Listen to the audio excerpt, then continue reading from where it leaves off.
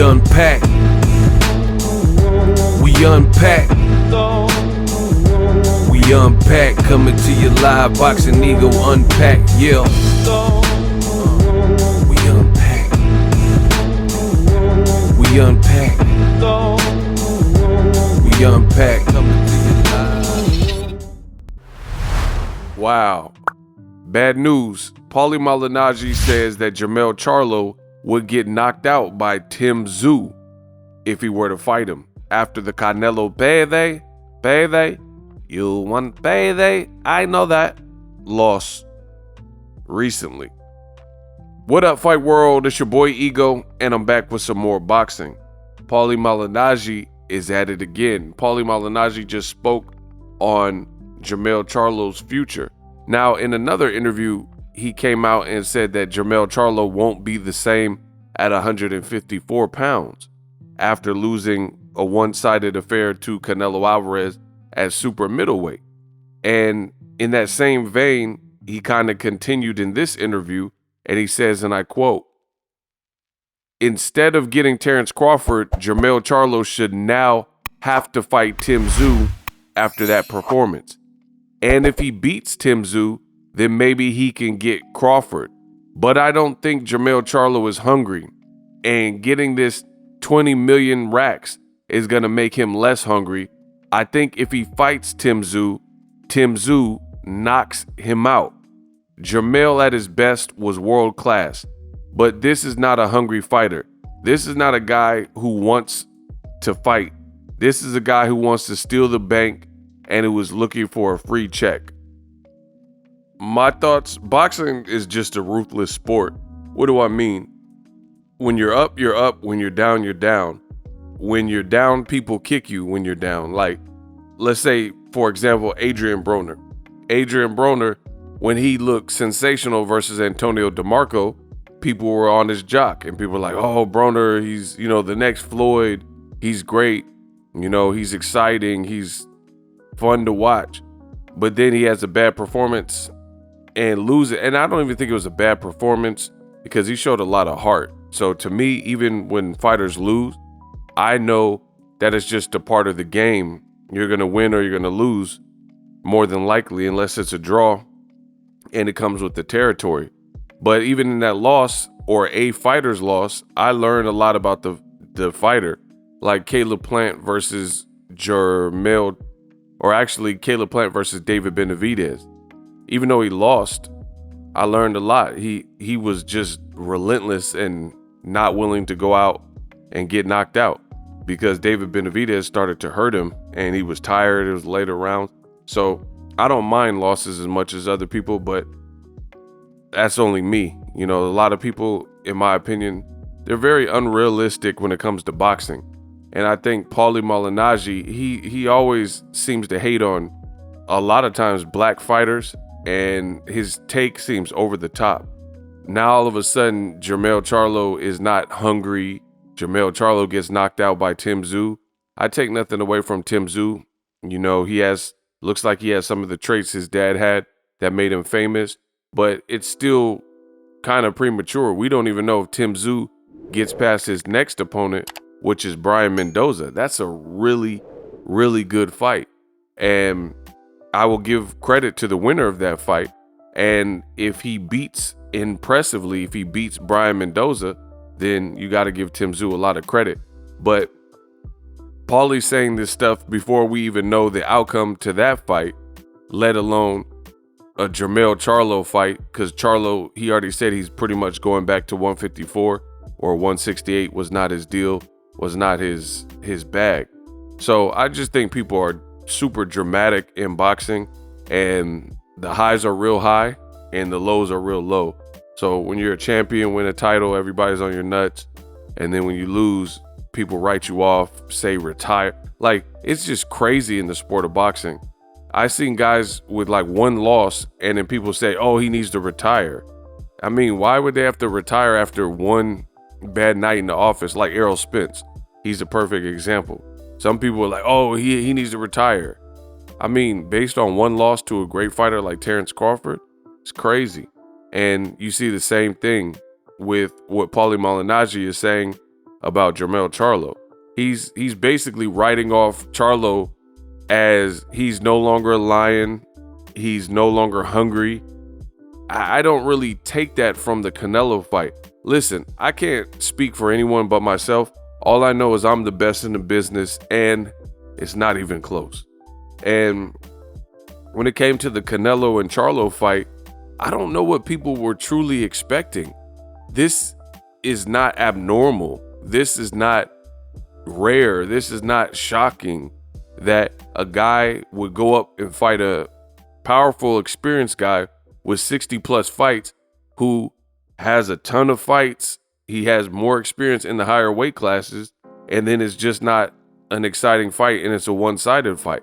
I think if everybody did what Jermell Charlo did, you would see more of it. Like, get a guy out of the lightweight category, and then in one motion, in one move, have them jump up to 147 welterweight and fight a killer like Jaron Boots Ennis. And the big difference is Jaron Boots Ennis is younger than Canelo, and Jaron Boots Ennis is not 60 fights deep in his career. So I'm not condoning. It would have been better if Jermell Charlo performed or looked better, but it's not really shocking that he looked like how he looked, because he got in there, he felt the smoke. Canelo had a great game plan. Canelo tried to exert himself as the bigger and stronger guy, which he was. And Jermell Charlo, he decided to not go for the gusto. But we can't take one performance in a whole, it's like a book. You can't read one page or maybe even a chapter and say the whole book is bad because of that. You know what I'm saying? So it's like people are just discounting Jermell Charlo like he's yesterday's news because he lost at 168. And for me, I just don't view it like that. If anything, the fight should have never taken place. Canelo, as an undisputed super middleweight champion, he really should have been fighting somebody that's already in the weight class, or possibly going back to 75, or fighting Bivol at 68, maybe even fighting Better Biev if he wanted to challenge himself. But Canelo being Canelo, he makes these decisions, and then when it plays out, the fight is what it was. Then people like Paulie Malignaggi use this as this like brigade to, you know, try to roast Jermell Charlo. But again, if the same would have been like, let's say Paulie Malignaggi, if he was an active fighter. Paulie Malignaggi, if he moved up from 47 and fought at middleweight, and he fought a top 3 middleweight, he would get crushed, right? Because we've seen guys like Sean Porter handedly beat Paulie Malignaggi, and that was at the weight class. So, I mean, this would, more often than not, it's going to be the case if you move up and don't acclimate to a new weight class and you fight a top 3 person, especially when they have as many fights as Canelo, and then all of a sudden Canelo's stamina is unlimited. He's not getting tired anymore. So at the end of the day, what did you expect from Jermell Charlo? As far as saying he loses to TSZYU, I'm not certain about that. Now, I will say part of this, you do have to blame Jermell Charlo for part of this, because he didn't perform. You know, people, he said before the fight, he wanted to fight Canelo. He said Canelo can't beat him with that ish. And, you know, he's on the All Access saying that he'll whoop Canelo or he could beat him and things like that. And then, you know, he basically wrote a check that he couldn't cash. So for that reason, you know, you got to share it's a shared responsibility or a shared blame with Jermell Charlo. But again, I'm not going to write off everything that he's capable of doing or everything that he's done off of one fight that really wasn't even in his weight class. The other thing I will say is Jermell Charlo, he made it difficult because he really should have just stayed at 54 and fight TSZYU, especially if you have people like Paulie Malignaggi, and now he's missing a belt. So you did all this, you did kind of collect the paycheck, and you took the money grab, and then you took a fight that wouldn't further the brand. So you could have stayed in your division where you belong and fought TSZYU made good money, maybe not as much money as you made with Canelo, but you would have made very good money, and you would have made good money, and it's a more winnable fight.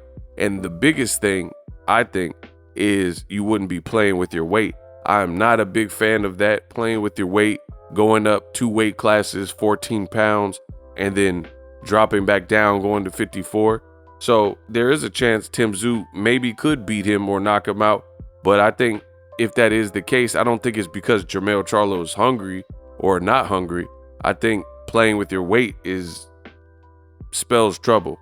So I don't know. I don't know how Jermell Charlo will look at 54, but to me, it seems like Paulie's jumping out the window saying that, he's making it like he's not hungry anymore.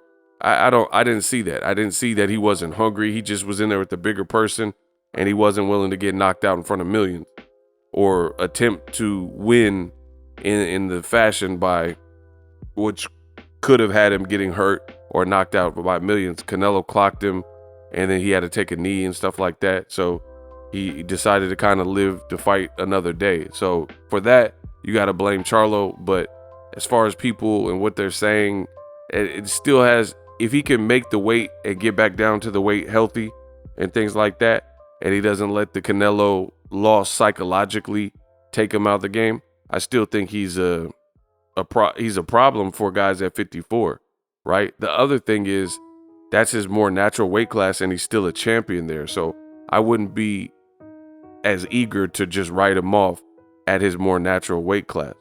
The Canelo stuff at 168, I mean, again, what did people expect? It's just like David Benavidez and David Morrell. I mean, I wouldn't favor Jermell Charlo to have moved up 2 weight classes to beat them either, because he would face significant disadvantages. And I think if Jermell Charlo, people keep saying all this stuff about like Canelo and this and that. If Jermell Charlo moved up from 54 to 68 and fought David Morrell, or if he fought Demetrius Andrade or David Benavidez, I think all 3 of those, the outcome would have been worse in terms of the schooling or whatever. The loss would have been worse than the Canelo fight. That's just my honest opinion. Drop your thoughts in the comment section. We unpack. Introducing Super Thanks right here on the official Boxingego YouTube. Super Thanks allows you, the viewers, to show a little bit of extra gratitude, which enables me as a full-time content creator to push out the content you need in the world of boxing. Underneath all the videos, you will see a heart with the $sign in it. You can enter any amount that you find suitable as a super thanks. A brand new interactive and colorful way to get your comments highlighted and noticed by not only myself, but other people on the YouTube platform. Super thanks, a unique and cool way to show and applaud us full-time content creators. Hopefully you guys enjoy the content. Super thanks. The future is now. The Hibernation 5s by Kenichi Bear. Hybrid gaming and lifestyle headphones. Out of the box, you can connect to any console or PC. Bluetooth ready with a low latency USB adapter, color RGB, and extreme bass mode. The Hibernation 5s adjust to you. Whether you need a gaming, travel, gym, or lifestyle headphones, the Hibernations got you covered. The new Hibernation 5s, link in the description. Customize the way you hear the world. Welcome to the nation. Are you tired of your YouTube videos not getting any views? Well, consider TubeBuddy. I've used TubeBuddy for years to scale up my YouTube channel. Now we're sitting over 200,000 subscribers. TubeBuddy is a browser extension that offers a ton of built-in productivity and time-saving services to take your channel to the next level. Use my link in the description to get started with TubeBuddy and level up your channel faster. We working.